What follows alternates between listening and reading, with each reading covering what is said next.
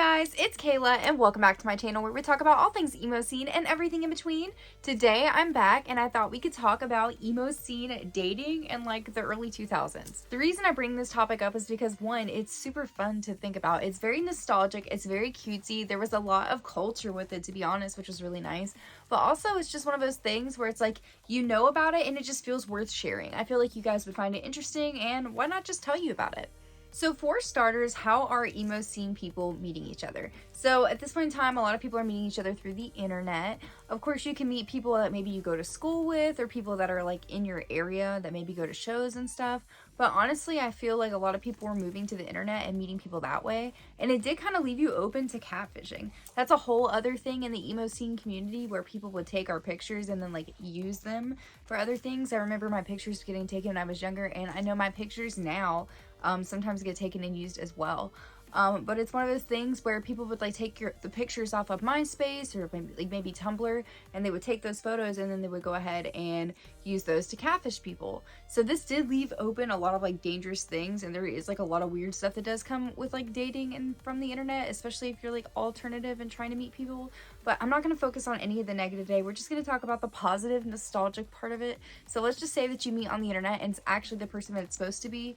But a lot of people were meeting through MySpace, meeting through, you know, in like later years like Tumblr. I'm sure a lot of people met on like Facebook and other things like that. I know like Kick, like there's a lot of other things too. I mean, I even met people on like IMVU and stuff. So it's like you were meeting people all over the place and you were just like taking a chance that like you and this other alternative person we're good to go. I feel like the internet at this time was like a big part of the relationships too, because of the fact that people love to take the iconic couple photos and like the matching photos with like the matching shoes, and I absolutely ate this up. I loved it. The idea of being able to like take the cutesy iconic MySpace photos. Like you would not believe there are so many. In fact, I'm gonna go ahead and like leave room here to like show you guys some stuff. But it's like there were the iconic photos of MySpace that were so cool and so amazing. People would recreate them, they would put them all over their page.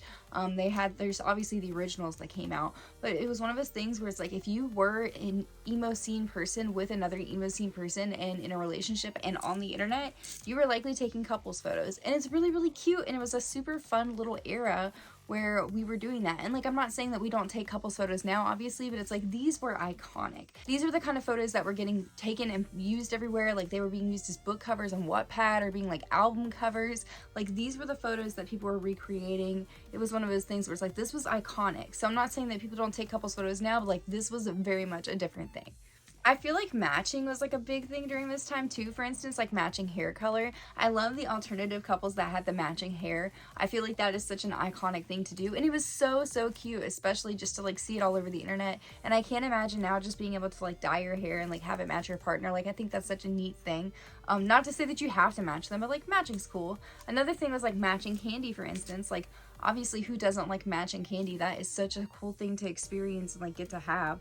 But it's just like cute little things like that I think are very different, because yes, there are similar things in other relationships that are like normal relationships, but like these were iconic for the times, especially getting posted on MySpace and Tumblr and all of the things like that all over the internet. I really feel like it did make it special, and it was like super unique. I feel like the absolute goals if you were in an emo scene relationship during this time was to be able to go to Warped Tour together.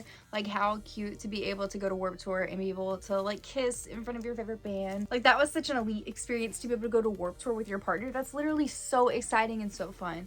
But people would go to Warped Tour together and that was a thing, or like going to shows all the time. I'm not saying that people don't go to shows obviously in like normal relationships, but it's one of those things where it was like super special to be able to go and see your favorite band, and like it's just super emo, you know what I mean? I love the gushy emo-ness of being able to like go to the show and like kiss at the barricade. Like I don't know, I just think it's so funny, especially like hearing about it or like reading about it on Wattpad or stuff. If you ever look at like emo scene fan fiction or different like band member fan fiction that was coming out at the time, that was another thing too, is like these pictures that were being used were also being put with like the Wattpad fan fiction of like bands and then just like other things like romanticizing emo scene culture.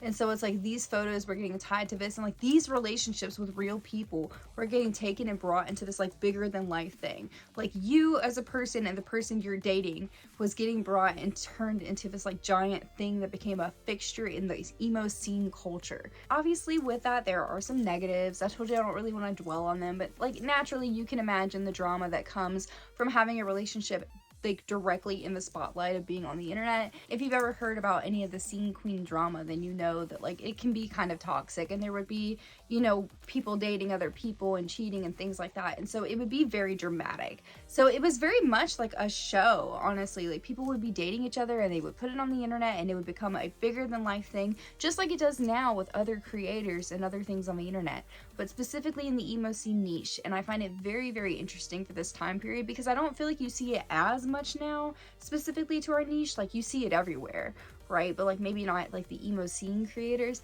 Back then it was like the MySpace scene queens and like the emo kings and who was together. Like it was a very iconic moment in culture and it was very cool to see. I also feel like the dates that came from this were very interesting. Like if you were an emo scene person, like they dating each other, like obviously you're young at this time, so you probably don't have a lot of money anyway, so it's a lot of park dates, so that you would see a lot of park photos and a lot of like interesting things from that. It would be a lot of like going to the movies or hanging out in the mall. That's why you see a lot of people just like taking couples photos in Hot Topic. It's because like we were chilling in the mall, we didn't have anywhere to go. And I know that that's most teenagers, but like we were in the Hot Topic taking couples photos and like getting matching band tees, and that is the most iconic thing I can ever think of. Like that is beautiful. Another thing which is kind of problematic, but people were doing stick and poke tattoos, and so they would get like matching stick and poke tattoos with the people that they were dating, which, one, stick and poke tattoos are super dangerous. Please do not get those. I feel like there's a lot of issues with sanitation and stuff like that. Like you definitely don't want to get an infection. But two, like the matching with your partner when you're at such a young age that you can't even get a professional tattoo, like that is such a bold decision. Please don't do that. That's absolutely terrible. But like they did, and they put it on the internet. I also want to mention that like emo scene love songs are like some of the most dramatic songs I've ever heard in my entire life. Like sometimes it's almost like laughable the way it is so dramatic, which is funny and it's fine, you know, like I love it, honestly, I eat it up. But to be for real, it's kind of hilarious because it carries over into your real life relationship, so it would just also be super dramatic for no reason, which is like kind of funny if you think about it, because it's like whoa whoa whoa, calm down. But like it literally did carry over, and it just makes for just like a very loud dramatic thing, but also to have such dramatic like feelings in a relationship, like it was strong, you know what I mean? Like that's an intense relationship. That's not to say maybe it's like the healthiest relationship. I'm sure there are healthy relationships that came from that time period. I told you, not trying to focus on the negative, but there are a lot of really interesting things to think about, especially in like the emo scene love songs that you hear from the early 2000s, and the way that that maybe contributed over to like the actual relationships for the emo scene people in the early 2000s, and also the way that that was like represented on the internet, because it's kind of cool to think about, but also like we literally got to see the way that it is. And obviously you don't see everything in a relationship, so like we're only seeing the cute couple photos and everything like that, but like there's totally like a whole other part of that where they live in real life, and like maybe they barely even talk, or like they probably fight all the time. Like you literally have no idea. It's crazy to think about. Dating in the early 2000s was such an iconic time. Like honestly, the relationships are so different, and I'm not saying that there are not similar relationships now. Like obviously you can match with your partner and you can take cute photos and put them on the internet, and like have matching shoes and matching candy and matching hair, and like do all the fun things, make the cute emo scene playlists and go on the park dates and like do all of those things. You totally can. But it's one of those things where it's like to see it in the time and experience it on the internet was it's like something so special and so interesting to see. And like I just want to be able to tell you guys about it because it's like very iconic, and also like wanted to show you some of this stuff and be able to be like, hey, this is like a thing that happened. It was very neat, and like the culture was super interesting, so it's like very cool to look into. But yeah, obviously in the early 2000s I'm not dating, so it's like I was experiencing this solely by like watching it on the internet and seeing how it unfolded that way. And then like as I got older, I got to hear from people and hear how they experienced it. But it's interesting to look at it now and see the way it is from all of the perspective and all of the stuff I know now looking into it. But from the outside looking in, it looks absolutely perfect, and it's so cute and iconic, and I just wanted to share it all with you.